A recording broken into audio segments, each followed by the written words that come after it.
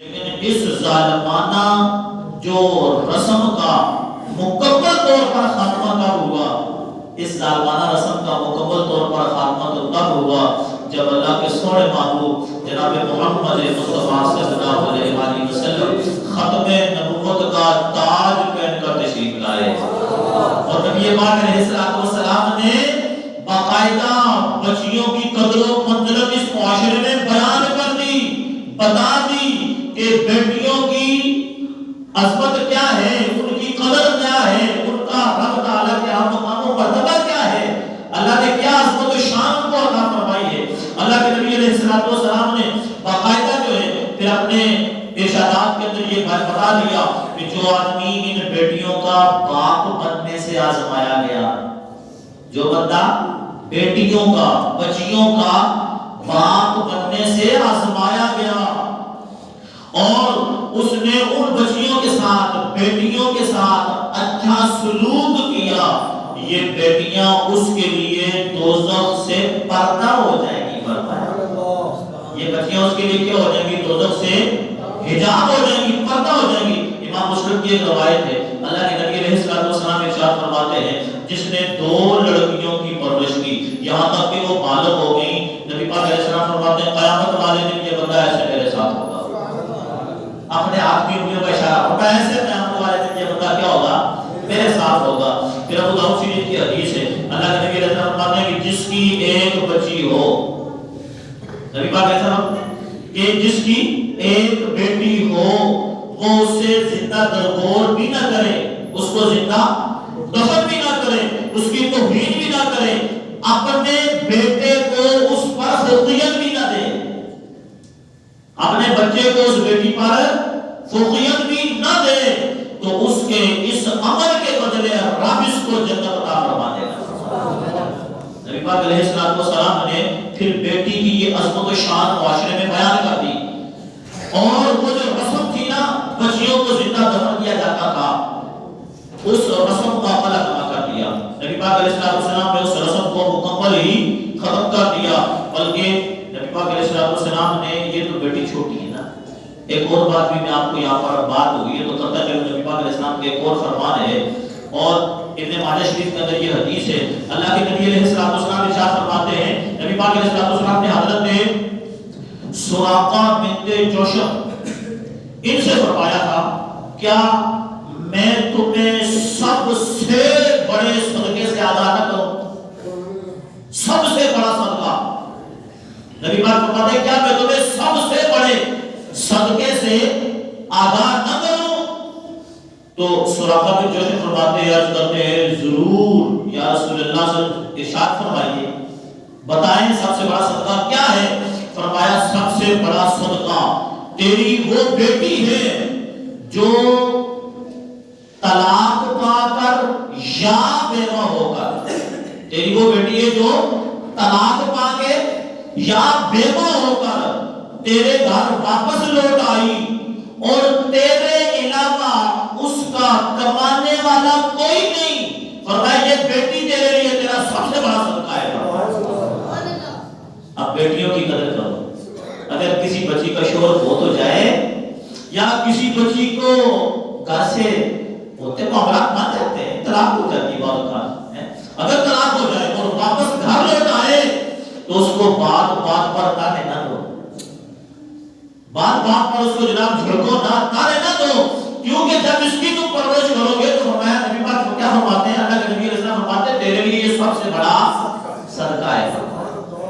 تو نبی پاک علیہ السلام نے خالی یہی نہیں بلکہ کریم آقا صلی اللہ علیہ وآلہ وسلم نے پھر اپنی صاحبزادیاں، اپنی بیٹیاں، ان کے ساتھ پھر وہ رویہ اختیار کیا، وہ پیار دیا اپنی بیٹیوں کو۔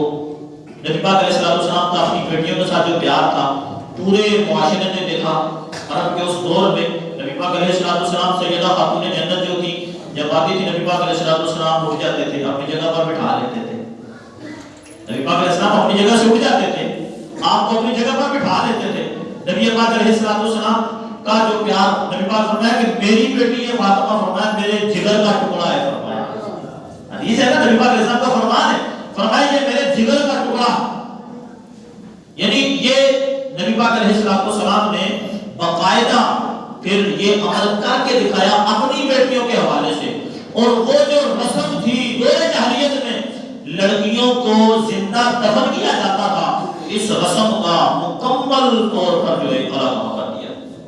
اچھا پھر ایک اور بات, قرآن مجید کی جو میں نے آیت پڑھی یہ سورہ تکویر کی آیت تھی, اور سورہ تکویر کی یہ آیت نمبر 8 اور 9 ہے.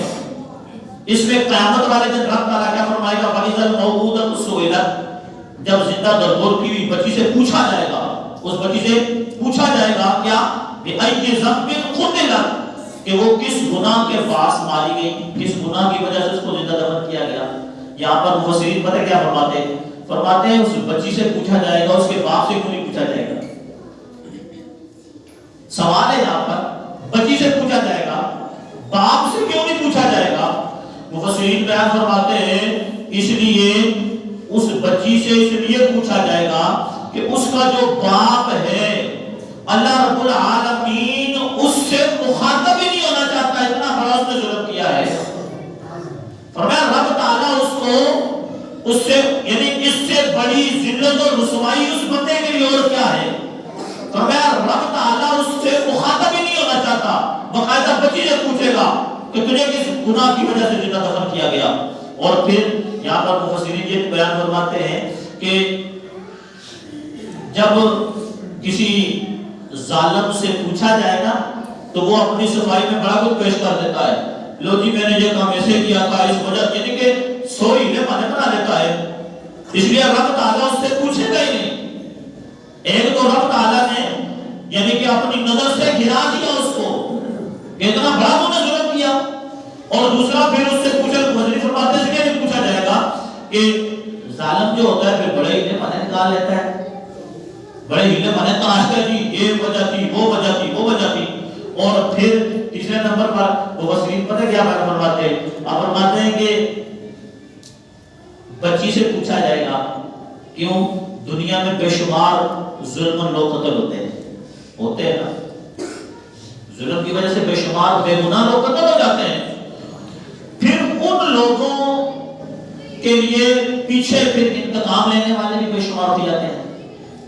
انتقام لینے والے اٹھ جاتے ہیں نا, ان کے خلاف جو جس پر ظلم کو قتل ہو گیا, اور اگر انتقام لینے والا کوئی نہ ہو تو کم از کم ان کے غم میں دکھ میں آنسو بہانے والے تو ہوتے ہیں. لیکن یہ بچیاں جو ظلمن زندہ دفن کی گئی, یہ بچیاں تو ایسی تھی نہ تو ان کے انتقام کے لیے کوئی اٹھا جب ان کو زندہ دفن کیا گیا, نہ ہی کسی آنکھ نے ان کے پیچھے آنسو بہایا,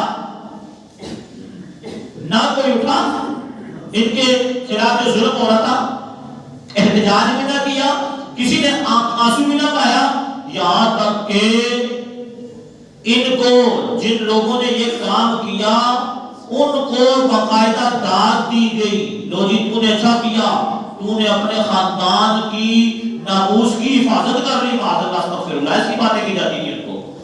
اس لیے رب تعالیٰ اس بچی کو یہ اعزاز عطا فرما رہا ہے کہ قیامت والے دن رب اس سے پوچھے گا, اے بیٹی تو بتا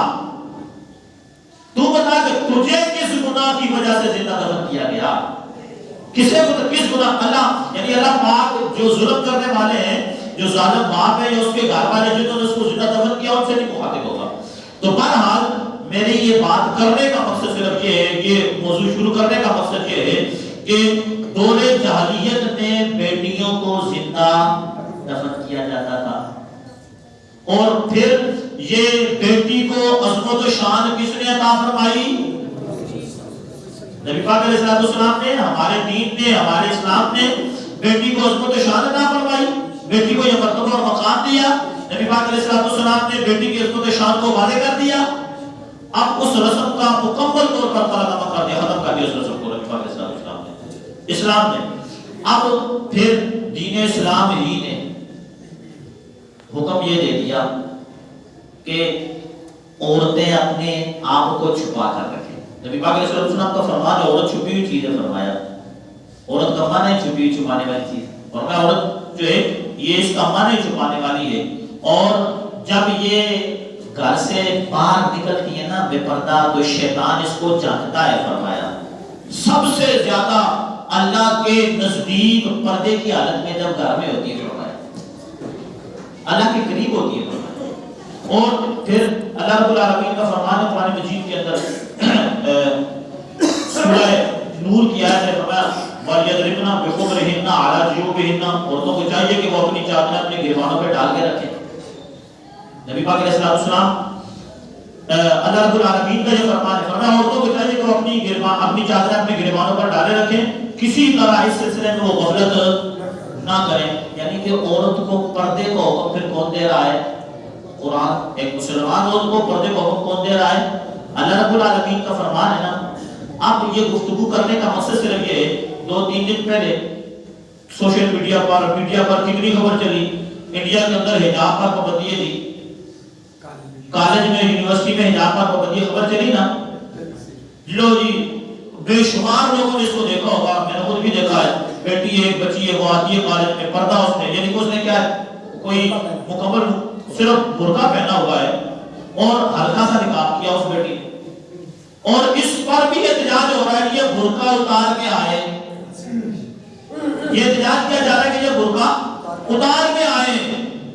اب ایک بات یاد رکھیں کہ مسلمان عورت جو ہے نا، مسلمان عورت، اس کا عمل جیسا مرضی ہو،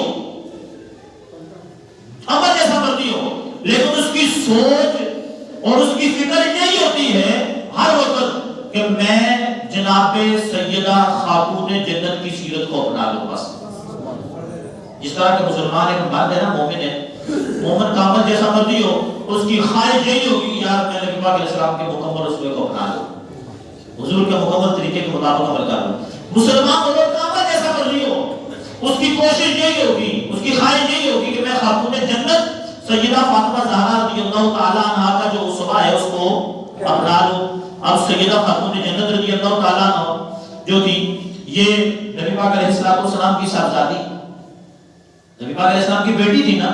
اب یہ خاتون جنت کون تھی؟ ان کو جنتی عورتوں کی سردار ہونے کا لقب بھی دے دیا گیا، اور ان کے پردے کا عالم کیا ہے، مشہور کیا ہے اس بارے میں، پردہ ان کا کیسا تھا؟